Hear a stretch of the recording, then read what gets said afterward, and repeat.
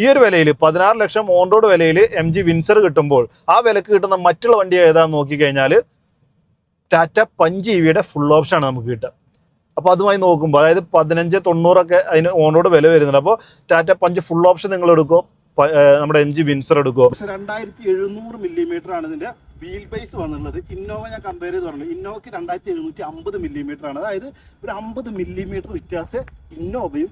മറന്ന മറ്റൊരു കാര്യം, ബാസ് ബാറ്ററി ആസ് സർവീസ് എന്നുള്ളൊരു പാക്ക്, അതായത് ബാറ്ററിക്ക് നമുക്ക് റെന്റൽ സർവീസ് ഒരിക്കലും എടുക്കരുത് എന്നുള്ളതാണ് എനിക്ക് പറയാനുള്ളത്. പ്രത്യേകിച്ച് കേരളത്തിൽ ഞങ്ങൾ ഉപയോഗിക്കുന്നെങ്കിൽ ഒന്നും അത്യാവശ്യം ബോഡി റോൾ ഉണ്ടായിരിക്കും എന്നാണ്. നമ്മൾ ഹഗ് ചെയ്ത് പിടിക്കുന്ന ഒരു ഫീലോ കാര്യങ്ങളൊന്നും ഇല്ലല്ലോ. അപ്പോൾ അതുകൊണ്ട് നമ്മൾ വണ്ടി കുലുങ്ങുന്നതിനനുസരിച്ച് നമ്മളിങ്ങനെ ആടാനുള്ള സാധ്യത കൂടുതലുണ്ട്. പിന്നെ പേഴ്സണലി കംഫർട്ട് ഉണ്ടെങ്കിൽ പോലും യാത്ര ചെയ്യാൻ ഞാൻ ഇത്തരം സീറ്റുകൾ തിരഞ്ഞെടുക്കില്ല എന്നുള്ളതാണ് എൻ്റെ ഒരു.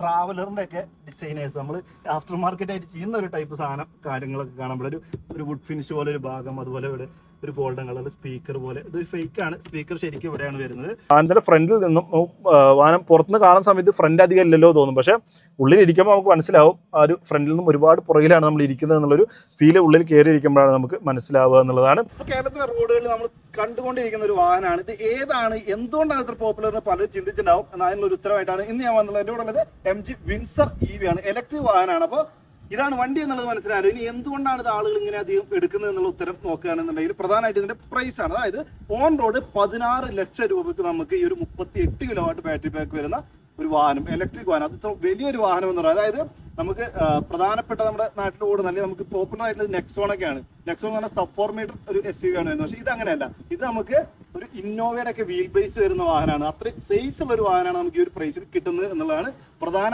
ഒരു ഉത്തരമായിട്ട് ഒറ്റ വാക്കിൽ പറയാനുള്ളത്. ബാക്കി ഡീറ്റെയിൽ ആയിട്ട് നമുക്ക് ഓരോ കാര്യങ്ങൾ പറയുമ്പോൾ പറയാം എന്തുകൊണ്ടാണ് ആളുകൾ ഇത് ഇഷ്ടപ്പെടുന്നത് എന്നുള്ളത് കേട്ടോ. അപ്പോൾ 3 വേരിയന്റിലാണ് പ്രധാനമായിട്ട് MG വിൻസർ ലഭിക്കുക. നമ്മളിപ്പോൾ കാണുന്നത് ടോപ്പ് എൻഡ് വേരിയന്റ് ആണ്. ഇതിന് 19 ലക്ഷം രൂപയാണ് ഓൺ റോഡ് വില വരുന്നത്.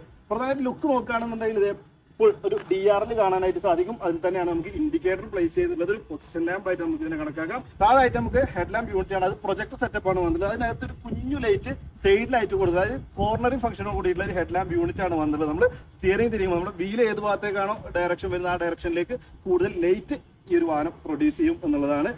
MGയുടെ ലോഗോ അടക്കം ഇലുമിനേറ്റ് ആണ്. ഇതിപ്പോൾ കാണില്ല, നമുക്ക് രാത്രിയിലൊക്കെ ആണെങ്കിൽ അത് തെളിച്ച് ലൈറ്റ് വരുന്നത് നമുക്ക് MG ലോഗോയിൽ കാണാനായിട്ട് സാധിക്കും എന്നുള്ളതാണ്. 360 ക്യാമറ വരുന്നത്, അതിന്റെ ഭാഗമായിട്ടുള്ള ഒരു ക്യാമറ കാണാം. താഴേക്ക് വന്നാൽ അഡാസിന്റെ ഭാഗമുള്ള റഡാർ സിസ്റ്റം കാര്യങ്ങൾ, ക്രോം എലമെന്റ് ഒക്കെ കാണാനായിട്ട് സാധിക്കും. ഡിസൈൻ നോക്കുകയാണെന്നുണ്ടെങ്കിൽ ഒറ്റ നോട്ടത്തിൽ അതിൽ ആദ്യം കണ്ട ചിലപ്പോൾ എല്ലാവർക്കും ഇഷ്ടപ്പെടണമെന്നൊന്നുമില്ല.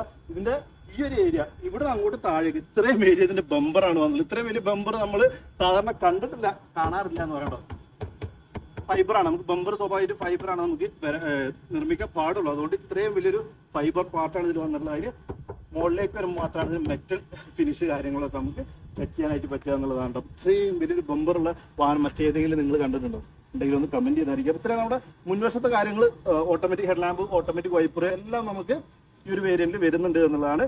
ഇനി വശങ്ങളിലേക്ക് വരുമ്പോൾ നമുക്ക് ആ ഒരു നീളം വ്യക്തമാവും. ഏകദേശം 2700 മില്ലിമീറ്റർ ആണ് ഇതിന്റെ വീൽ ബേസ് വന്നിട്ടുള്ളത്. ഇന്നോവ ഞാൻ കമ്പയർ ചെയ്ത് പറഞ്ഞു, ഇന്നോവയ്ക്ക് 2750 മില്ലിമീറ്റർ ആണ്. അതായത് ഒരു 50 മില്ലിമീറ്റർ വ്യത്യാസം ഇന്നോവയും MG വിൻസറും തമ്മിലുള്ള വീൽ ബേസിന്റെ വ്യത്യാസം. ഇനി നീളം നോക്കുകയാണെന്നുണ്ടെങ്കിലും നമുക്ക് ഈ ഒരു മോഡലിൽ ഡയറക്റ്റ് കോമ്പറ്റീഷൻ ഇല്ല എന്ന് പറയാം. അതായത് MG വിൻസർ നോക്കുന്ന ഒരു കസ്റ്റമറെ സംബന്ധിച്ചിടത്തോളം അവർ നോക്കുകയാണെങ്കിൽ ഇതല്ലെങ്കിൽ വേറെ ഏതാ വണ്ടി എടുക്കുക, അങ്ങനെ നോക്കിയാൽ ഡയറക്റ്റ് ആയിട്ട് നമുക്ക് ഇന്ത്യൻ മാർക്കറ്റിൽ ഇപ്പോൾ നിലവിലൊരു വണ്ടിയില്ല. ആകെ ഒരൊറ്റ മോഡലാണ് ഉള്ളത്, XV400 എന്ന് പറഞ്ഞ മഹീന്ദ്രയുടെ ഇലക്ട്രിക് വാഹനം. അത് നമുക്ക് കുറച്ച് ഔട്ട്ഡേറ്റഡ് ആയിട്ടുള്ള കാര്യങ്ങളൊക്കെ ആയതുകൊണ്ട് ആരും അങ്ങനെ പരിഗണിക്കുന്ന ഒരു മോഡലല്ല എന്ന് പറയാം. പ്രൈസും കൂടുതലാണ്. നമുക്ക് അതിന്റെ സ്റ്റാർട്ടിംഗ് വേരിയന്റ് തന്നെ ഒരു 20,30,30,000 ഫോണിനോട് വിലയും വരുന്നത്. ഇതിവിടെ 16 വരുന്നുള്ളൂ. അപ്പോൾ അത് വലിയൊരു മാറ്റം അവിടെ വരുന്നത്. അപ്പോൾ ഡയറക്റ്റ് ആയിട്ട് നമ്മൾ ഒരു കോമ്പറ്റീഷൻ നോക്കുകയാണെന്നുണ്ടെങ്കിൽ അല്ലെങ്കിൽ ഒരു കോമ്പറ്റീറ്റർ നോക്കുകയാണെന്നുണ്ടെങ്കിൽ ഇല്ല എന്ന് പറയാം. പിന്നെ എല്ലാവരും പരിഗണിക്കുന്ന മോഡൽ എന്ന് പറഞ്ഞാൽ നെക്സോൺ ആണ്. നെക്സോൺ സ്വാഭാവികമായിട്ടും സബ് 4 മീറ്റർ ആണ്, 4 മീറ്റർ താഴെ ലെങ്ത്തോളം നമുക്ക് ഇത്രയും സ്പേസ് കാര്യങ്ങൾ ലഭിക്കില്ല. പിന്നെ ബാറ്ററി പാക്ക് ആണെങ്കിലും പ്രൈസ് റേഞ്ച് വെച്ച് കമ്പയർ ചെയ്യുന്ന സമയത്ത് വിൻസർ തന്നെയാണ് നമുക്ക് ബെറ്റർ ആയിട്ട് തോന്നുന്നത്. അപ്പോൾ പ്രധാന ആകർഷണം നോക്കുകയാണെന്നുണ്ടെങ്കിൽ ടയർ സൈസ് നോക്കാം. വളരെ വലിയ ടയർ വന്നിട്ട് 18 ഇഞ്ചാണ് വന്നിട്ടുള്ളത്. ബേസ് വേരിയന്റിൽ ഇത് 17 ഇഞ്ച് ആവുന്നുണ്ട്. അലോയ്സ് കാണാനായിട്ട് സാധിക്കും. പ്രൊഫൈൽ നോക്കുകയാണെന്നുണ്ടെങ്കിൽ നമുക്കൊരു 215-55 പ്രൊഫൈലുള്ള 18 ഇഞ്ചിന്റെ വീലുകൾ വന്നിട്ടുണ്ട്. ORM ആണെന്നുണ്ടെങ്കിൽ ഇലക്ട്രിക് അഡ്ജസ്റ്റ് ഫോൾഡ് തുടങ്ങിയുള്ള ഫീച്ചേഴ്സും അതുപോലെ ഇന്റഗ്രേറ്റഡ് ആയിട്ടുള്ള ഇൻഡിക്കേറ്റർ എല്ലാം ലഭിക്കുന്നുണ്ട്. അതും നമുക്കൊരു വിങ് ടൈപ്പ് ആണ് നൽകിയിട്ടുള്ളത്. ഡോറിലായിട്ടാണ് പ്ലേസ് ചെയ്തിട്ടുള്ളത്. ഡോറിൽ എന്ന് പറയുമ്പോൾ സാധാരണ നമുക്ക് ഈ ഒരു ഭാഗത്തേക്കാണ് നമ്മൾ പ്ലേസ് ചെയ്യാറുള്ളത്. ഈ ഡോറിന്റെ ഒരു മെറ്റൽ പാർട്ടിന്റെ ഭാഗത്താണ് പ്ലേസ് ചെയ്തിട്ടുള്ളത്. അപ്പോൾ നല്ലൊരു വിസിബിലിറ്റി ഉള്ളിലിരിക്കുമ്പോൾ കിട്ടുന്നുണ്ട്. അത് മാത്രമല്ല കേട്ടോ, ഇതിന്റെ ഈ ഒരു പില്ലർ നോക്കിയാൽ നിങ്ങൾ ഒരു വിരലിന്റെ അത്ര പോലും നമുക്ക് ഒരു തടി വരുന്നില്ല എന്നാണ്. അപ്പോൾ ഉള്ളിൽ അത്യാവശ്യം നല്ലൊരു വിസിബിലിറ്റി, ശരിക്കും ബിഗിനേഴ്സിനും കൂടി ഉപയോഗിക്കാൻ പറ്റിയുള്ള ഒരു വാഹനം കൂടിയാണ്. സൈസ് ഉണ്ടെങ്കിൽ പോലും ബിഗിനേഴ്സിനും ഫ്രണ്ട്ലി ആയിട്ടുള്ള ഒരു വാഹനം കൂടിയാണ് നമ്മുടെ വിൻസർ എന്ന് പറയാം. ആ ഒരു ഷോൾഡർ ലൈൻ കാണാം, ക്രോമാണ് വന്നിട്ടുള്ളത്. വി പില്ലറൊക്കെ നമുക്ക് ബ്ലാക്ക് ഔട്ട് ചെയ്തിട്ടുണ്ട്. പ്ലസ് ഡോർ ഹാൻഡിൽസ് വന്നിട്ടുണ്ട്. ഇത് രണ്ടാമത്തെ വേരിയന്റ്, ബ്രേസ് വേരിയന്റ് മാത്രമേ നമുക്ക് ഓട്ടോമാറ്റിക് അല്ലാത്തുള്ളൂ. ബാക്കി ഏത് വേരിയന്റിലാണെന്നുണ്ടെങ്കിൽ നമ്മൾ ലോക്ക് ചെയ്യുന്ന സമയത്ത് ഉള്ളിലേക്ക് പോകും, അൺലോക്ക് ചെയ്യുന്ന സമയത്ത് പോപ്പ് ചെയ്ത് വരുന്ന ഒരു ഫീച്ചർ കാര്യങ്ങളൊക്കെ നൽകിയിട്ടുണ്ട്. താഴെ ഗ്ലോസി ബ്ലാക്ക്, അതുപോലെ ഒരു ക്രോം ഫിനിഷ് കാര്യങ്ങളൊക്കെ നൽകിയിട്ട് മനോഹരമാക്കിയിട്ടുണ്ട് എന്ന് പറയാം. 4 വീലിലും ഡിസ്ക് ബ്രേക്കുകൾ നമുക്ക് കമ്പനി പ്രൊവൈഡ് ചെയ്യുന്നത് സ്റ്റാൻഡേർഡ് ഫീച്ചറാണ്. അതായത് ബേസ് വേരിയന്റ് എടുത്താൽ നമുക്ക് 4 വീലും ഡിസ്ക് ബ്രേക്ക് കാര്യങ്ങളൊക്കെ വരുന്നുണ്ട് എന്ന് പറയാം. റൂഫ് ഇപ്പോൾ ബ്ലാക്ക് ആയിട്ടാണ് കാണുന്നത്. ഇത് ശരിക്ക് നമ്മൾ നോക്കുമ്പോൾ ബ്ലാക്ക് റൂഫ് അല്ലേ, എന്നാൽ ബ്ലാക്ക് റൂഫ് അല്ല, അതൊരു ഗ്ലാസ് റൂഫാണ് എന്നുള്ളതാണ്. ഇതിന് മൂൺ റൂഫ് വരുന്നുണ്ട്. നമുക്ക് സൺ റൂഫ് അല്ല, നമുക്ക് ഓപ്പൺ ചെയ്യാൻ പറ്റില്ല. പക്ഷേ ഉള്ളിൽ കയറി നോക്കുമ്പോൾ നമുക്ക് വ്യക്തമായിട്ട് മനസ്സിലാവും ഒരു ഗ്ലാസ് ആണ് ഇങ്ങോട്ട് വന്നിട്ടുള്ളത് എന്നുള്ളത്. അത്രയും കാര്യങ്ങളാണ് നമുക്ക് വശങ്ങളിൽ പറയാനുള്ളത്. ഗ്രൗണ്ട് ക്ലിയറൻസ് ഏകദേശം 186 മില്ലിമീറ്റർ ആണ്. അപ്പോൾ അത്യാവശ്യം ഒരു SUV-യുടേതായിട്ടുള്ള ഗ്രൗണ്ട് ക്ലിയറൻസ് സ്വന്തമായിട്ട് തട്ടുന്ന പേടിയ കാര്യങ്ങളില്ലാതെ കൊണ്ടുപോകാനായിട്ട് പറ്റും. ഇനി പുറകിലേക്ക് വരുമ്പോൾ എനിക്ക് തോന്നുന്നു ഫ്രണ്ടിലത്തെ ലുക്കിനേക്കാളും ഒരു ഇഷ്ടം പുറകിലെ ഡിസൈനിനോട് തോന്നും എന്നുള്ളത്. ഡിസൈൻ്റെ കാര്യം പറയുമ്പോൾ പ്രധാനമായിട്ട് പറയാനുള്ളത്, ഇത് ശരിക്കും MG വിൻസർ ആണ് ഇന്ത്യയിലെങ്കിലും ഇത് ഇന്തോനേഷ്യ, ചൈന പോലുള്ള മാർക്കറ്റിലൊക്കെ വൂളിംഗ് എന്ന് പറയുന്ന ബ്രാൻഡിന്റെ ക്ലൗഡ് എന്നുള്ളൊരു മോഡലാണ്. അതായത് 2024 മെയ് തുടക്കത്തിൽ തന്നെ വൂളിംഗ് എന്ന് പറയുന്ന കമ്പനി ഈ മോഡൽ അവതരിപ്പിച്ചാണ് ഇന്റർനാഷണൽ മാർക്കറ്റിൽ ഇറക്കിയിട്ടുണ്ടായിരുന്നു. അത് ഇന്തോനേഷ്യയിൽ വന്നു, പിന്നീട് ചൈനയിലേക്ക് വന്നു. അതിനുശേഷമാണ് MG എന്നുള്ള ബ്രാൻഡ് നെയിം. എല്ലാം ഒറ്റ കമ്പനിയാണ് കേട്ടോ. ഓണർ ഒന്നാണ്, പല കമ്പനികൾ വന്നു എന്ന് മാത്രം. MG-യും വൂളിങ്ങിന്റെ ഓണർ ഒന്നാണ്.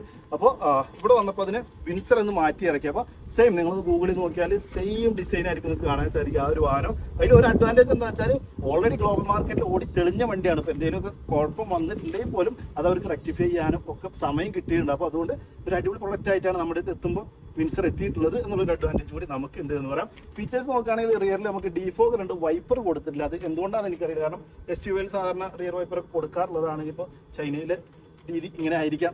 ചൈന ഞാൻ പോയിട്ടുള്ളവരുണ്ടെങ്കിൽ ഒന്ന് കമന്റ് ചെയ്ത് അറിയിക്കും. ചൈനയിൽ SUV-കൾക്കൊന്നും റിയർ വൈപ്പർ ഉണ്ടാവാറില്ല എന്നുള്ളത്. ആന്റിനെ നമുക്ക് കാണാൻ സാധിക്കില്ല എന്നുള്ളതാണ്. ഇതിന് ഗ്ലാസ് ടൈപ്പ് ആന്റിനെയാണ് കമ്പനി അവകാശപ്പെടുന്നത്. അത് MG-യുടെ കോമറ്റ് പറഞ്ഞാൽ ചെറിയ വണ്ടിയിലൊക്കെ ഗ്ലാസ്സിലാണ് ആന്റിന വന്നിട്ട് എന്നാണ് പറയുന്നത്. പക്ഷേ ഈ ഒരു വാഹനത്തിന്റെ ഈ ഒരു ഭാഗത്താണ് എന്ന് പറയപ്പെടുന്നുണ്ട്. പക്ഷെ എനിക്ക് തോന്നുന്നത് ഗ്ലാസ്സിലാണ് എന്ന് തന്നെയാണ്. ഗ്ലാസ് ടൈപ്പ് ആന്റിനെയാണ് നമ്മുടെ MG വാഹനത്തിന് നൽകിയിട്ടുള്ളത്. നമ്മൾ ഷാർപ്സിൻ ആന്റിനെ പോലെ നമുക്ക് ഫിസിക്കലായിട്ടൊന്നും കാണാൻ പറ്റില്ല എന്നുള്ളതാണ്. ഹൈമൗണ്ട് സ്റ്റോപ്പ് ലാമ്പ് കാണാം. MG-യുടെ ലോഗോ പുറകിലും വന്നിട്ടുണ്ട്. അതുപോലെ തന്നെ ലൈറ്റ്, ഇത് നമ്മുടെ ഇപ്പോഴത്തെ ട്രെൻഡ് ആയിട്ടുള്ള കണക്റ്റിംഗ് ടൈപ്പ് ലൈറ്റ് ആണ്. എല്ലാം LED ആണ് വന്നിട്ടുള്ളത്. വിൻസർ എന്നുള്ളൊരു ബാഡ്ജിങ് കാണാനായിട്ട് സാധിക്കും. താഴെ പോയാൽ പാർക്കിംഗ് സെൻസർ, അതുപോലെ റിയർ വ്യൂ ക്യാമറ തുടങ്ങിയ കാര്യങ്ങളൊക്കെയാണ് വന്നിട്ടുള്ളത്. സാധാരണ നമ്മൾ ഈ ഒരു വലിയ പ്രതീക്ഷിക്കുന്ന എല്ലാ ഫീച്ചേഴ്സും ഉണ്ട്. കൂടാതെ മൊത്തത്തിലൊരു ഡിസൈൻ നോക്കുന്ന സമയത്ത് ഇങ്ങനെ ഉരുണ്ട ഷേപ്പുകളും ഉരുട്ടിയെടുത്ത രൂപവും കാര്യങ്ങളൊക്കെയാണ് വന്നിട്ടുള്ളത്. ഇനിയിപ്പോൾ ഉള്ളിലുള്ള കാര്യങ്ങൾ നോക്കാം. ഇനി ഉള്ളിൽ കയറുന്ന സമയത്ത് ഇവിടെയാണ് പ്രധാന കാര്യങ്ങൾ വരുന്നത്. അതായത് ഇതിന്റെ സസ്പെൻഷൻ ട്യൂണിങ് അടിപൊളിയാണ് എന്നുള്ളതാണ് നമ്മുടെ MG പറഞ്ഞിട്ടുള്ളത്. അത് നമുക്ക് ഓടിക്കുന്ന സമയത്ത് നോക്കാം. അതുപോലെ തന്നെ ലോഞ്ച് എന്ന് പറയുന്ന സീറ്റിംഗ് കൺസെപ്റ്റിലാണ് നമുക്ക് ഈ സീറ്റുകൾ ഒരുക്കിയിട്ടുള്ളത്. അതായത് ഒരു സോഫ പോലെയൊക്കെ നമുക്ക് പെട്ടെന്ന് തോന്നും എന്നുള്ളതാണ്. അപ്പോൾ ഇരുന്ന് നോക്കുകയാണെങ്കിൽ സ്പേസ് കുഴപ്പമില്ല എന്ന് പറയാം. ലെഗ് റൂം കാര്യങ്ങളൊക്കെ ഉണ്ട്. തൈ സപ്പോർട്ട് ഇത്തിരി കുറവാണ്. കാരണം ഇലക്ട്രിക് വാഹനങ്ങളിൽ എല്ലാം ഓൾമോസ്റ്റ് ഇങ്ങനെ തന്നെയാണ് വരാറുള്ളത്. കാരണം ഇതിന്റെ പ്ലാറ്റ്ഫോമിന് ഈ ഭാഗത്തായിട്ട് നമുക്ക് 38 കിലോവാട്ടിന്റെ ബാറ്ററി പാക്ക് വരിക. അപ്പോൾ അത് അടി തട്ടിയിട്ട് ബാറ്ററിയിലേക്ക് ഇമ്പാക്ട് വരാതിരിക്കാൻ അത് കുറച്ച് ഉയർത്തി വെക്കും. അങ്ങനെ വരുന്ന സമയത്ത് നമുക്ക് തൈ സപ്പോർട്ട് കുറച്ച് കോംപ്രമൈസ് ചെയ്യേണ്ടി വരും എന്നുള്ളതാണ്. അപ്പോൾ അങ്ങനെ ഒരു കാര്യം ഇവിടെ വരുന്നുണ്ട്. പക്ഷെ 3 പേർക്കും സുഖമായിട്ട് ഇരിക്കാം. നമുക്ക് സെൻട്രൽ ടണൽ പോലത്തെ കാര്യങ്ങളൊന്നും ഫുൾ ഫ്ലാറ്റ് ആണ് ഈ ഒരു ഏരിയ എന്ന് പറഞ്ഞാൽ. സീറ്റിലാണെങ്കിൽ അത്യാവശ്യം നമുക്ക് ഷോൾഡർ റൂമും എല്ലാം കിട്ടുന്നുമുണ്ട് എന്ന് പറയാം കേട്ടോ. അപ്പോൾ മെയിനായിട്ട് ഇതിൽ കംഫർട്ട് അടിപൊളിയാണ്. പക്ഷെ എനിക്ക് തോന്നുന്നു അത്യാവശ്യം ബോഡി റോൾ ഉണ്ടായിരിക്കും എന്നാണ്. നമ്മൾ ഹഗ് ചെയ്ത് പിടിക്കുന്ന ഒരു ഫീലോ കാര്യങ്ങളൊന്നും ഇല്ലല്ലോ. അപ്പോൾ അതുകൊണ്ട് നമ്മൾ വണ്ടി കുലുങ്ങുന്നതിനനുസരിച്ച് നമ്മളിങ്ങനെ ആടാനുള്ള സാധ്യത കൂടുതലുണ്ട്. പിന്നെ പേഴ്സണലി കംഫർട്ട് ഉണ്ടെങ്കിൽ പോലും യാത്ര ചെയ്യാൻ ഞാൻ ഇത്തരം സീറ്റുകൾ തിരഞ്ഞെടുക്കില്ല എന്നുള്ളതാണ് എൻ്റെ ഒരു കൺസെപ്റ്റ്.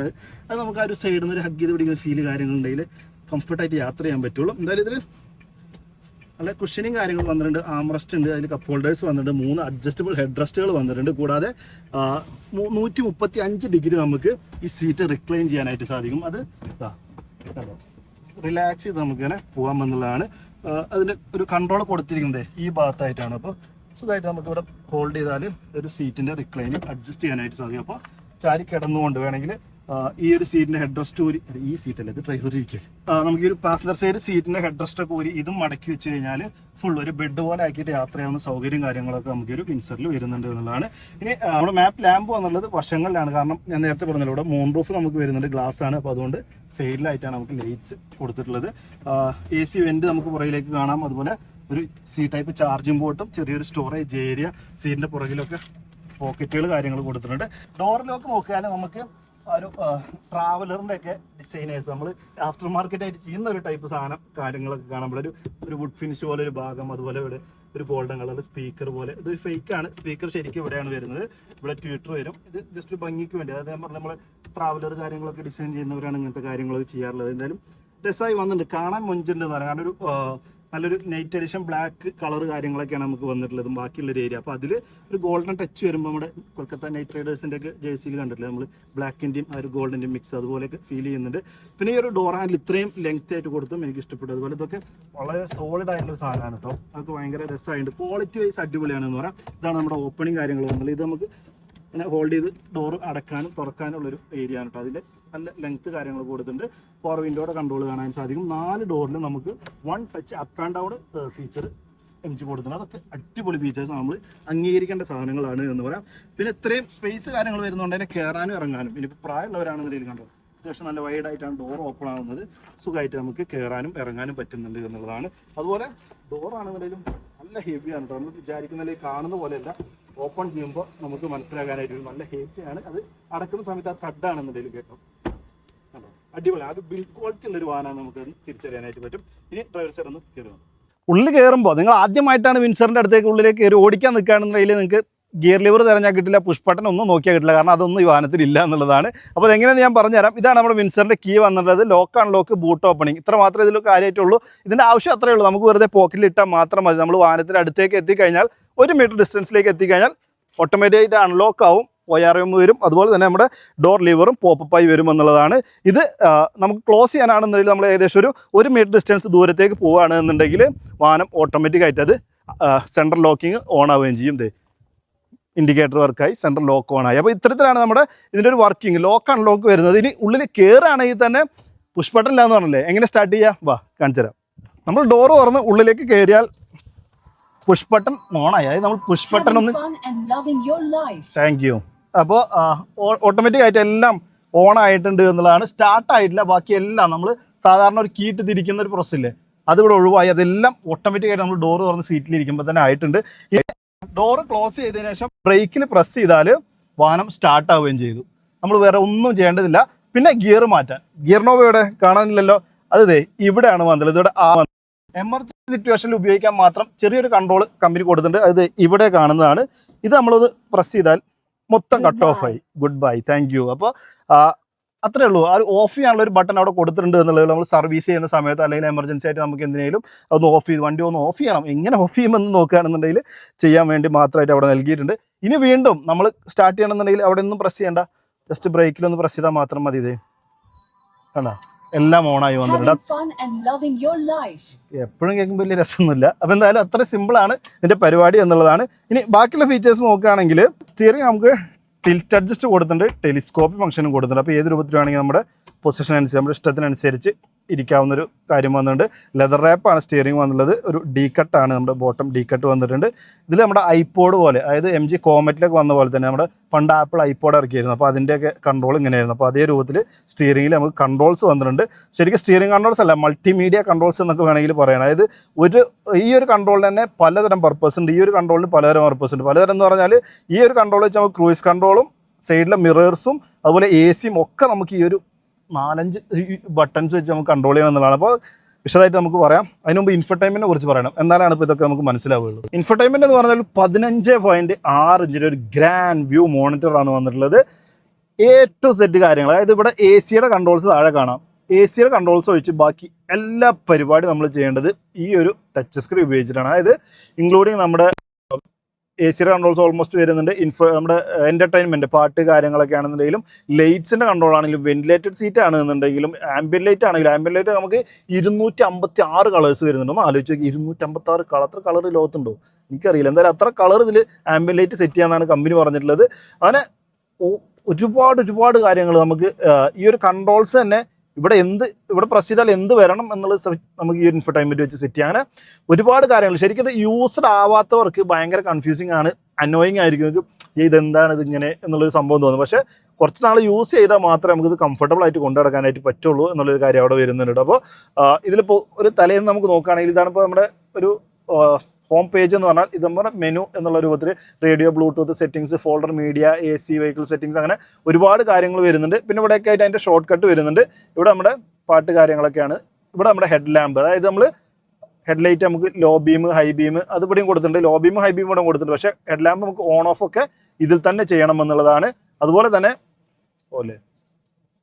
ഹെഡ്ലൈറ്റ് ഹൈറ്റ് സെറ്റ് ചെയ്യുന്നത് ഫോഗ് ലാമ്പ്, റിയറിലേക്ക് ഫോഗ് ലാമ്പ് വരുന്നുണ്ട്. ഇവിടെ നമ്മുടെ സൈഡിലെ ORMസിൻ്റെ അഡ്ജസ്റ്റ് ആണ്. അതെങ്ങനെ വേണമെന്നുള്ളത് ഇപ്പോൾ റേറ്റ് ORM നമുക്ക് അഡ്ജസ്റ്റ് ചെയ്യാം. അത് ഈ ഒരു കൺട്രോൾ ഉപയോഗിക്കാം. ഇത് സെൻറ്ററിലേക്ക് പ്രസ് ചെയ്താൽ ഇപ്പോൾ AC കൺട്രോളായി മാറി. ഇപ്പോൾ നമ്മളിവിടെ പ്രസ് ചെയ്യുകയാണെങ്കിൽ കണ്ടോ AC കൺട്രോൾസിലേക്ക് മാറി. ഒന്നുകൂടി പ്രസ് ചെയ്താൽ വീണ്ടും അത് സൈഡ് വ്യൂ മിററിലേക്ക് മാറി. അങ്ങനെയുള്ള കാര്യങ്ങൾ അവിടെ വരുന്നുണ്ട്. പിന്നെ ഡ്രൈവ് മോഡ്സ് നമുക്ക് ഇവിടെയാണ് എടുക്കേണ്ടത്. അതിന് വേറെ കൺട്രോൾസ് ഒന്നും ഇവിടെ നൽകിയിട്ടില്ല. Eco plus, eco normal, sport എന്നിങ്ങനെയുള്ള നമ്മുടെ ഡ്രൈവിംഗ് മോഡ്സ് വരുന്നുണ്ട്. അത് കൂടാതെ തന്നെ നമ്മുടെ എനർജി റിക്കവറി, നമ്മുടെ റീജനറേഷൻ ബ്രേക്കിങ്ങിൻ്റെ ഒരു മോഡ് സെറ്റ് ചെയ്യാനുള്ള ഒരു സാധനം വന്നിട്ടുണ്ട്. അതൊക്കെ ടച്ച് സ്ക്രീനിലാണ്. പിന്നെ ഇത് സ്റ്റിയറിംഗ് വേണമെങ്കിൽ ഈ ഒരു കൺട്രോളിൽ ഷോർട്ട് കട്ട് കൊടുക്കാം. ഇതിൽ മോഡ്സ് കിടക്കുന്നത് അത് 360 ക്യാമറ ആക്കാം, മൈക്ക് കോൾ ആക്കാം, ഓൺലൈൻ മ്യൂട്ട്, ഓൺലൈൻ മ്യൂസിക്, അങ്ങനത്തെ കാര്യം. 360 ക്യാമറ. ഇത് പറഞ്ഞാൽ ഒരു 3 മണിക്കൂർ ക്ലാസ് എടുത്ത് പഠിപ്പിക്കാൻ അത്രയും പരിപാടികൾ നമുക്ക് ഈ ഒരു സ്ക്രീനിൽ മാത്രം വരുന്നുണ്ട് എന്നുള്ളതാണ്. Electronic stability control, auto hold, പാർക്കിങ്ങിൻ്റെ കാര്യങ്ങൾ, കാരണം ഒരുപാട് കാര്യങ്ങൾ എന്തൊക്കെ നമുക്കിതിൽ ചെയ്യാനുണ്ടോ എല്ലാം കൺട്രോൾസ് എടുക്കേണ്ടത് ഈ ഒരു സാധനം ഉപയോഗിച്ചിട്ടാണ് എന്നുള്ളതാണ്. പിന്നെ ഇൻട്രസ്റ്റിംഗ് ആയിട്ടുള്ള കാര്യം തന്നെ 360 ക്യാമറയുടെ വ്യൂ ആണ്. കണ്ടില്ലേ നിങ്ങൾ ചുറ്റും ഇത്രയും വലിയ സ്ക്രീനിൽ കാണുമ്പോൾ. ഞാൻ ഓൾറെഡി പുറത്തുനിന്ന് പറഞ്ഞിട്ടുണ്ടായിരുന്നു ഇതിൽ നമുക്ക് ഈ ഒരു പില്ലറൊക്കെ വളരെ കുഞ്ഞതാണ് എന്നുള്ളത്, നല്ല വ്യൂ കിട്ടുന്നുള്ളത്. അതിൻ്റെ ഒപ്പം 360 ക്യാമറയും കൂടി ആകുമ്പോൾ ഒരു രക്ഷയില്ല, നല്ല അടിപൊളി ഒരു വിസിബിലിറ്റിയോടുകൂടി ഒരു ബിഗിനേഴ്സിനും ഓടിക്കാനായിട്ട് പറ്റും എന്നുള്ളതാണ്. അതുപോലെ തന്നെ MID ഇത് അപേക്ഷിച്ച് നോക്കുമ്പോൾ വളരെ ചെറുതാണ് പറയുക. ഒരു 8.8 ഇഞ്ച് മാത്രം ഒരു വലുപ്പം വരുന്നൊരു സ്ക്രീനാണ് വന്നുള്ളത്. അതിൽ നമുക്ക് ഗിയർ പൊസിഷൻ കാണാം, പാർക്ക്, റിവേഴ്സ്, ന്യൂട്രൽ, ഡ്രൈവ് എന്നിങ്ങനെ. ഇപ്പോൾ ഹാൻഡ് ബ്രേക്ക് ഇനേബിൾഡ് ആണ്. ഇനി നമ്മൾ ഇതിപ്പോൾ ജസ്റ്റ് ഓൺ ആയിട്ടുള്ളൂ വാഹനം. നമ്മൾ ബ്രേക്ക് പ്രസ് ചെയ്യുന്ന സമയത്ത് അവിടെ റെഡി എന്ന് വന്നു. അപ്പോഴാണ് നമ്മൾ ഇനി ഇപ്പോൾ സ്റ്റാർട്ടായി വണ്ടി എന്ന് പറയാം ടെക്നിക്കലി. അപ്പോൾ നമ്മൾ ആക്സിലേറ്റർ കൊടുത്താൽ വണ്ടി മൂവ് ചെയ്ത് തുടങ്ങും. ആ രൂപത്തിലാണ്. ഇവിടെ നമ്മുടെ സ്പീഡോമീറ്റർ വരും. ഇവിടെ ഡ്രൈവ് മോഡ് ഏതാണെന്നുള്ളത് നമുക്ക് അറിയാനായിട്ട് പറ്റും. ഇവിടെ നമ്മുടെ battery percentage, distance to empty, അതുപോലെ തന്നെ അതിൻ്റെ തൊട്ടടുത്തായിട്ട് ടയർ പ്രഷർ മോണിറ്ററിങ് തുടങ്ങിയ കാര്യങ്ങളൊക്കെ നമുക്ക് കാണാനായിട്ട് സാധിക്കും. പിന്നെ നമ്മുടെ ബാറ്ററിയുടെ വോൾട്ട് പരിപാടി കാര്യങ്ങളൊക്കെ കാണാം. പിന്നെ ഇവിടെ നമുക്ക് പവർ കാര്യങ്ങൾ, ആക്സിലറേഷൻ വരുന്നതനുസരിച്ചുള്ള ഒരു റീജനറേഷൻ്റെ ഒക്കെ എഫക്റ്റ് കാര്യങ്ങളൊക്കെ നമുക്ക് ആ ഒരു 8 ഇഞ്ചിൻ്റെ മോണിറ്ററിലും കാണാനായിട്ട് സാധിക്കുമെന്നുള്ളത്. അപ്പോൾ കൺട്രോൾസ് പറഞ്ഞാൽ ആകെ ഇത്രേ വരുന്നുള്ളൂ. ഇവിടെ വൈപ്പറിന് മാത്രം കൺട്രോൾസ് കൊടുത്തിട്ടുണ്ട്. അതിൽ തന്നെ നമുക്ക് ലോ ബീമും ഹൈ ബീമും കൊടുത്തിട്ടുണ്ട്. പരിപാടി കഴിഞ്ഞു, കത്തം. ബാക്കിയെല്ലാം ഇതിലാണ് നമുക്ക് കൺട്രോൾ ചെയ്യേണ്ടത്. AC കുറച്ച് താഴെയായിട്ടാണ് AC വെൻറ്റുകൾ പ്ലേസ് ചെയ്തിട്ടുള്ളത്. അതിൻ്റെ ഒരു അഡ്ജസ്റ്റിംഗ് കാര്യങ്ങളൊക്കെ നൈസാണ്, നമുക്ക് കാണാനും ഭംഗിയുണ്ട്, അതുപോലെ ഹോൾഡ് ചെയ്യാനൊക്കെ രസമായിട്ട് തോന്നി. ഇവിടെ നമ്മുടെ ഓട്ടോമാറ്റിക് ക്ലൈമറ്റ് കൺട്രോളാണ് വന്നുള്ളത്. അതിൻ്റെ എല്ലാ സാധനങ്ങളും അതുപോലെ ഒരു ഹസാർഡ് ലാമ്പ് അടക്കം ആ ഭാഗത്ത് നൽകിയിട്ടുണ്ട്. പിന്നെ ഇങ്ങോട്ട് വന്നാൽ നമുക്കറിയാം ഇലക്ട്രിക് വാഹനങ്ങളിലൊക്കെ ഇങ്ങനെ ഒരു ഏരിയ കാണുന്നതാണ്. കാരണം നമുക്കിതിന് ഗിയർ ലിവറോ അല്ലെങ്കിൽ ഗിയർ ബോക്സുമായി ബന്ധപ്പെട്ട ഒരു സാധനം വരാത്തതുകൊണ്ട് തന്നെ ഇവിടെ നിന്ന് നമുക്ക് ട്രാൻസ്മിഷൻ്റെ പരിപാടി ഒന്നും ഇല്ലാത്തതുകൊണ്ട് ഇഷ്ടംപോലെ ഏരിയ എംറ്റി ആയിട്ട് കിടക്കുന്നത്. അപ്പോൾ അതൊക്കെ ഒരു സ്റ്റോറേജ് ഏരിയ ആക്കിയിട്ടാണ് സാധാരണ മാറ്റാറുള്ളത് ഇലക്ട്രിക് വാഹനങ്ങളിൽ. ഇതിലും അത്തരത്തിൽ തന്നെയാണ്. കപ്പ് ഹോൾഡേഴ്സ് വന്നിട്ടുണ്ട്, നല്ല മനോഹരമായ ഷേപ്പിൽ വന്നിട്ടുണ്ട്. വയർലെസ് ചാർജർ വന്നിട്ടുണ്ട്. നമുക്കിവിടെ ആംറസ്റ്റ് വളരെ വലുത് സോഫ്റ്റ് ടച്ച് പാഡിങ്ങോടുകൂടി വന്നിട്ടുണ്ട്. അതിന് താഴെ നമുക്ക് സ്റ്റോറേജ് ഏരിയ വരുന്നുണ്ട്. ഒരു 12 വാൾട്ടിൻ്റെ ചാർജ് സോക്കറ്റ് നമുക്ക് അതിനകത്ത് വരുന്നുണ്ട് എന്നുള്ളതാണ്.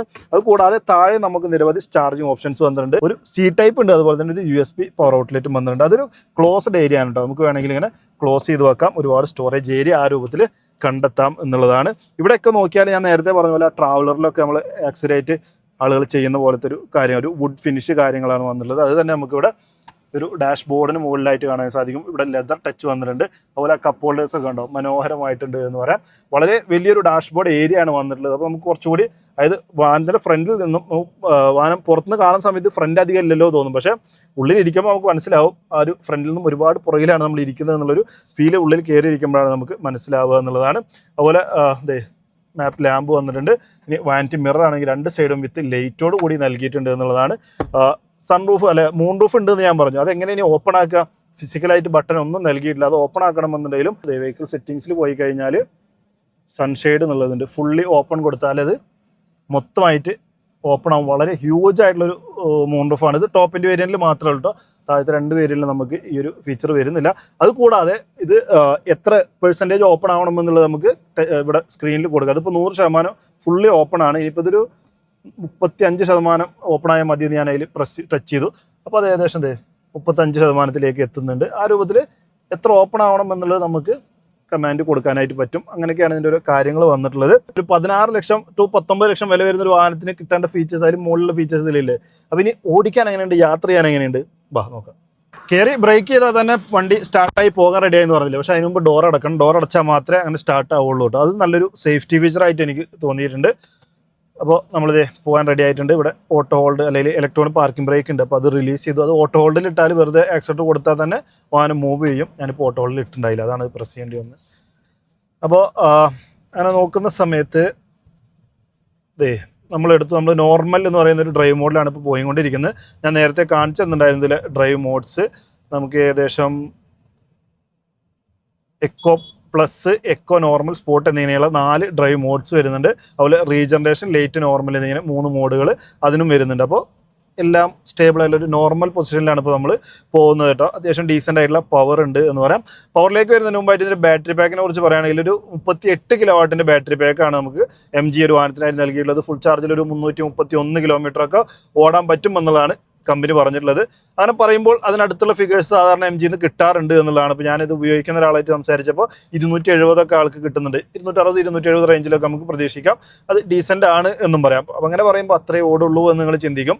അപ്പോൾ അത് ഞാൻ തുടക്കത്തിൽ ഞാൻ പറഞ്ഞിട്ടുണ്ടായിരുന്നു 16 ലക്ഷം റേഞ്ചിലൊക്കെ അതിൻ്റെ പ്രൈസ് എന്നുള്ളത്. ഒന്നുകൂടി ക്ലാരിറ്റി വരുത്തുമ്പോൾ നിങ്ങൾക്ക് കുറച്ചുകൂടി വ്യക്തമാവും എന്നുള്ളതാണ്. അതായത് ഈ ഒരു വിലയിൽ 16 ലക്ഷം ഓൺ റോഡ് വിലയിൽ MG വിൻസർ കിട്ടുമ്പോൾ ആ വിലക്ക് കിട്ടുന്ന മറ്റുള്ള വണ്ടി ഏതാണെന്ന് നോക്കിക്കഴിഞ്ഞാൽ ടാറ്റ പഞ്ച് EVയുടെ ഫുൾ ഓപ്ഷനാണ് നമുക്ക് കിട്ടുക.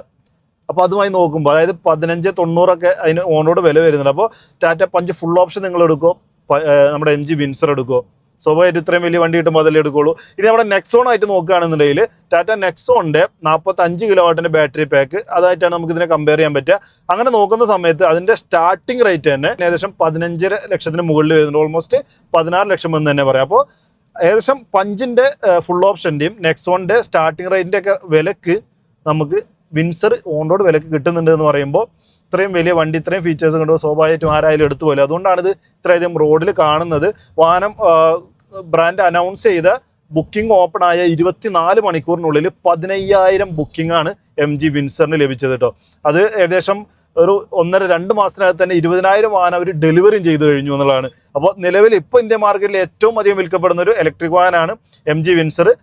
ഇതൊക്കെ തന്നെയാണ് നമ്മൾ കാരണം എന്ന് വേണമെങ്കിൽ പറയാം. നമ്മളിപ്പോൾ ഇത്ര നേരം കണ്ടതും അതുപോലെ ഒരു പ്രൈസ് റേഞ്ച് വെച്ചിട്ട് ആളുകൾ കമ്പയർ ചെയ്യുമ്പോഴും അടിപൊളിയാണെന്ന് പറയാതിരിക്കാനാവില്ല എന്നുള്ളതാണ്.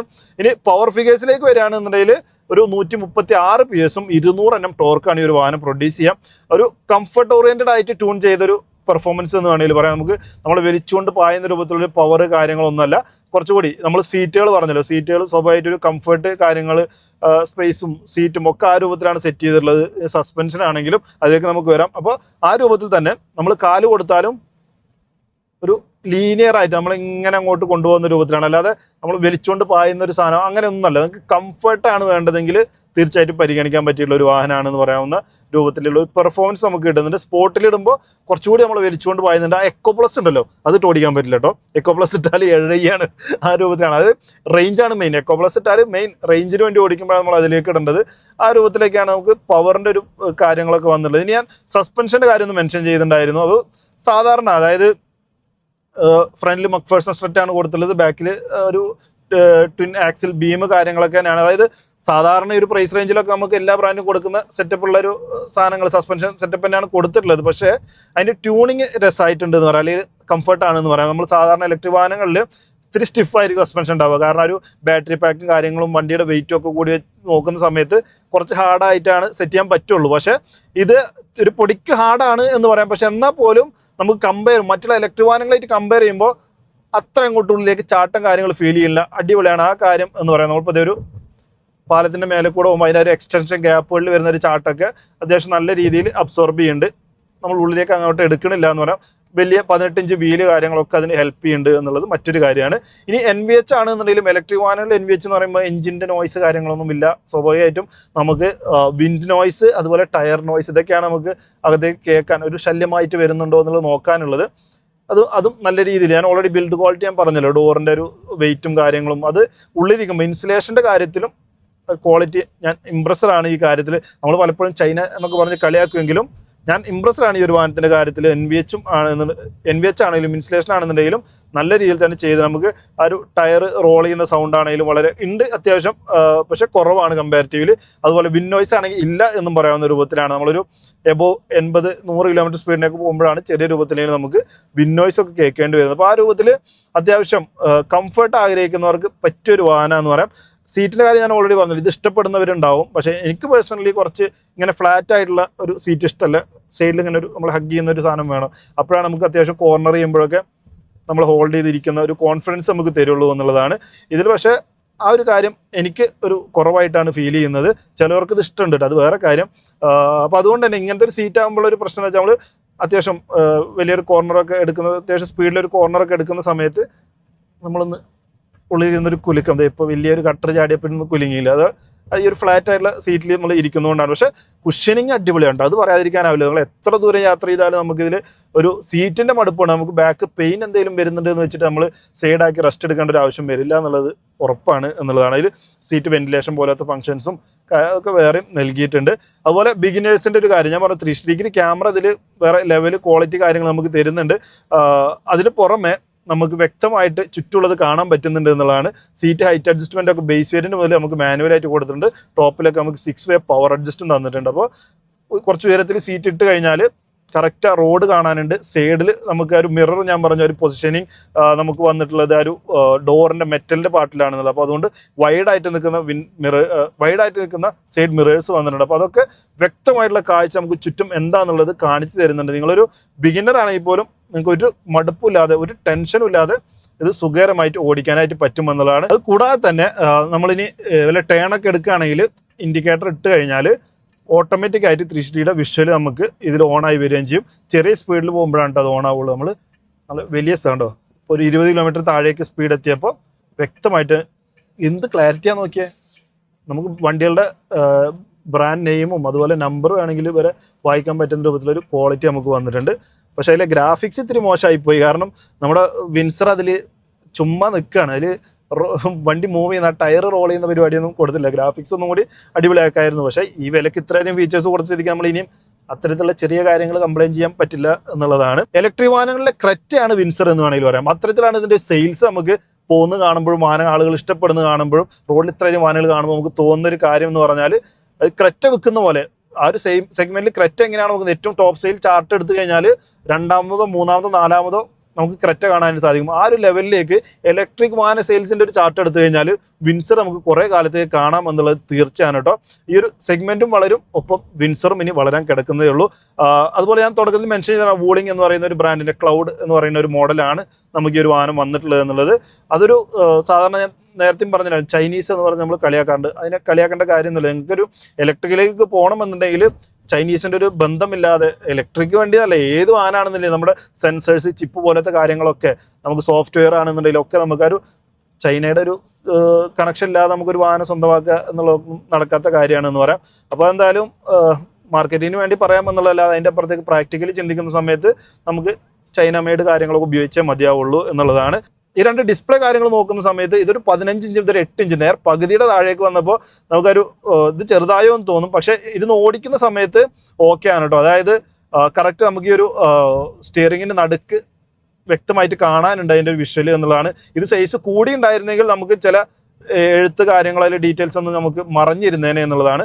അപ്പോൾ ആ ഒരു പ്രശ്നം ഇവിടെ വരുന്നില്ല, കറക്റ്റ് സൈസിൽ തന്നെ കൊടുത്തിട്ടുണ്ട്. പിന്നെ ഇത്രയും ഹൈറ്റിൽ ഈ ഒരു സ്ക്രീൻ നിൽക്കുന്നതുകൊണ്ട് അത് കാഴ്ചയെ തടസ്സപ്പെടുന്നുണ്ടോ ചോദിച്ചാൽ അതും ഇല്ല. നമ്മൾ ഇരിക്കുന്ന സമയത്ത് ഇതിനപ്പുറത്തേക്ക് വ്യക്തമായിട്ടുള്ള കാഴ്ച അങ്ങനെയും നമുക്ക് ലഭിക്കുന്നുണ്ട് എന്ന് പറയാം. ഇനി ഒരു 38 kilo watt battery full charge ആവാൻ വേണ്ടി വരുന്ന സമയം എന്ന് പറഞ്ഞാൽ ഇതിൽ ഫാസ്റ്റ് ചാർജിങ് ഏറ്റവും കൂടുതൽ സപ്പോർട്ട് ചെയ്യാന്ന് പറയുന്നത് 45 കിലോ വാട്ട് വരെയുള്ള ഒരു ഗ്രിഡിലാണ് നമുക്ക് ഇതിൻ്റെ ചാർജിങ് സപ്പോർട്ട് ചെയ്യുന്നത്. അങ്ങനെ മാക്സിമം പവർ എടുത്തുകൊണ്ട് നിങ്ങൾ ചാർജ് ചെയ്യുകയാണെന്നുണ്ടെങ്കിൽ 0-ൽ നിന്നും 80% എത്താൻ ഒരു 50-55 മിനിറ്റാണ് ഇതിന് വേണ്ടി വരിക. ഇനി അതല്ല, സാധാരണ നമുക്ക് ഒരു 7.2 കിലോ വാട്ടിൻ്റെ ബാറ്ററി പാക്ക് നമ്മുടെ കമ്പനിയിൽ നിന്ന് തന്നെ നമുക്ക് വീട്ടിൽ ഈ വാഹനം വാങ്ങുന്ന സമയത്ത് ഫിറ്റ് ചെയ്ത് തരും. അതിൽ നമ്മൾ ചാർജ് ചെയ്യുകയാണെങ്കിൽ 6.5 മണിക്കൂർ കൊണ്ട് 0-ലുള്ള ഒരു വാഹനം നമുക്ക് 100% ആക്കാനായിട്ട് പറ്റും എന്നുള്ളതാണ്. അത് അത്യാവശ്യം ഒരു ഫാസ്റ്റാണ്. നമ്മൾ 0-ൽ എന്തായാലും ചാർജ് ചെയ്യില്ല, മിനിമം ഒരു 20% ചാർജിൽ കൊണ്ടുപോയി കുത്തിവെച്ചാൽ 5 മണിക്കൂർ 5.5 മണിക്കൂർ കൊണ്ടൊക്കെ ഫുൾ ചാർജ് ആയാൽ ധാരാളമാണ് എന്ന് പറയാം.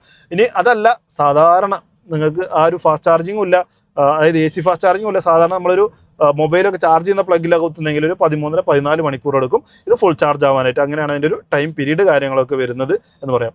അതുപോലെ പറയാൻ വിട്ടുപോയ ഒരു കാര്യം, ബ്രേക്കിംഗ്. 4 വീലിലും ഡിസ്ക് ബ്രേക്ക് വരുന്നതുകൊണ്ട് തന്നെ സ്റ്റോപ്പിംഗ് പവർ അമേസിങ്, അടിപൊളി സ്റ്റോപ്പിംഗ് പവറാണ് കേട്ടോ. അത് ഞാൻ ഇമ്പ്രസ്ഡ് ആണെന്ന് പറയാം. അപ്പോൾ ഓവറോൾ നോക്കുന്ന സമയത്ത്, പ്രത്യേകിച്ച് ഈ ഒരു പ്രൈസ് റേഞ്ചിൽ വാഹനം നോക്കുന്ന സമയത്ത് നിങ്ങൾക്ക് ഏറ്റവും അടിപൊളി ചോയ്സ് നിലവിൽ വിൻസർ തന്നെയാണെന്ന് പറയാം. കാണാനുള്ള ലുക്കാണ് ചിലപ്പോൾ ഒരു ബോറായി തോന്നുള്ളൂ. പേഴ്സണലി എനിക്ക് ഞാൻ ഓക്കെ എന്ന് പറയാവുന്ന രൂപത്തിലാണ് എനിക്ക് ലുക്കിനെ കുറിച്ച് പേഴ്സണലി എൻ്റെ ഒരു അഭിപ്രായം. കാരണം ബാക്കി എല്ലാം ഒത്തു വരുമ്പോൾ ഒരു ഫാമിലി കാറായിട്ട് എടുക്കുമ്പോൾ എടുക്കാം, അത്രേ ഉള്ളൂ. അല്ലാതെ രൂപം നോക്കിയിട്ടാണെന്നുണ്ടെങ്കിൽ പോരാ എന്നുള്ളൊരു അഭിപ്രായമാണ് എനിക്കുള്ളത്. പക്ഷേ പ്രാക്ടിക്കാലിറ്റി അടിപൊളിയാണ്. എന്തായാലും നമ്മുടെ കാരണന്മാർ പണ്ടേ പറഞ്ഞു വെച്ചിട്ടുണ്ട്, don't buy a good looking car with bad engine എന്നുള്ളത്. അപ്പോൾ അതുകൊണ്ട് അങ്ങനെ നോക്കുകയാണെന്നുണ്ടെങ്കിൽ ലുക്കിലൊന്നും വലിയ കാര്യമില്ല, ബാക്കി പെർഫോമൻസിലാണ് പ്രധാന കാര്യം എന്ന് നോക്കുമ്പോൾ അതൊരു വലിയ വിഷയമായിട്ടും തോന്നില്ല. അപ്പോൾ എന്തായാലും ഈ ഒരു ബഡ്ജറ്റിലൊക്കെ നിങ്ങളുടെ അഭിപ്രായത്തിൽ വിൻസർ എങ്ങനെയാണ് നിങ്ങൾ വിലയിരുത്തുന്നത്? തീർച്ചയായിട്ടും നിങ്ങളുടെ അഭിപ്രായം കമൻറ്റ് ചെയ്ത് അറിയിക്കണം. ഉപയോഗിക്കുന്നവരുണ്ട് എന്നുണ്ടെങ്കിൽ അതും അറിയിക്കണം കേട്ടോ. പറയാൻ മറന്ന മറ്റൊരു കാര്യം, ബാസ് ബാറ്ററി ആസ് സർവീസ് എന്നുള്ളൊരു പാക്ക്, അതായത് ബാറ്ററിക്ക് നമുക്ക് റെൻ്റൽ സർവീസ് ഒരിക്കലും എടുക്കരുത് എന്നുള്ളതാണ് എനിക്ക് പറയാനുള്ളത്. പ്രത്യേകിച്ച് കേരളത്തിൽ ഞങ്ങൾ ഉപയോഗിക്കുന്നെങ്കിൽ അതിൻ്റെ ആവശ്യമില്ല. അതൊരു ഫൈനാൻസ് ഇടുന്ന രൂപത്തിലാണ്. അതിൽ ഇൻട്രസ്റ്റ് റേറ്റ് ഒന്നും വരുന്നില്ല, പക്ഷേ എന്നാൽ പോലും വേറെ കുറച്ച് കോംപ്ലിക്കേഷൻസ് ഒക്കെ ഉണ്ട്. അപ്പോൾ അതുകൊണ്ട് ബാസ് സർവീസ് നിങ്ങൾ മാക്സിമം എടുക്കാതിരിക്കുന്നതാണ് ഫിനാൻഷ്യലി നമുക്ക് ബെറ്റർ എന്നുള്ളതാണ് അതിൻ്റെ ഒരു കാര്യം വരുന്നത് കേട്ടോ. ഡീറ്റെയിൽ ആയിട്ട് വീഡിയോ വേണമെന്നുണ്ടെങ്കിൽ ഞാൻ വേറെ ചെയ്യാവുന്നതാണ്. അപ്പോൾ എന്തായാലും നിങ്ങളുടെ അഭിപ്രായം താഴെ കമൻറ്റ് ചെയ്ത് അറിയിക്കുക. വീഡിയോ ഇഷ്ടപ്പെടുന്നതായിരിക്കുന്നു. വീഡിയോ ഇഷ്ടപ്പെട്ടാൽ ലൈക്ക് ചെയ്യണം, ഷെയർ ചെയ്യണം, ചാനൽ മറക്കാതെ സബ്സ്ക്രൈബ് ചെയ്യണം, സപ്പോർട്ട് ചെയ്യണം. വീഡിയോ ഉണ്ടെങ്കിൽ ഒരുപാട് നേരത്തെ വീഡിയോയിൽ കാണാം. Bye bye.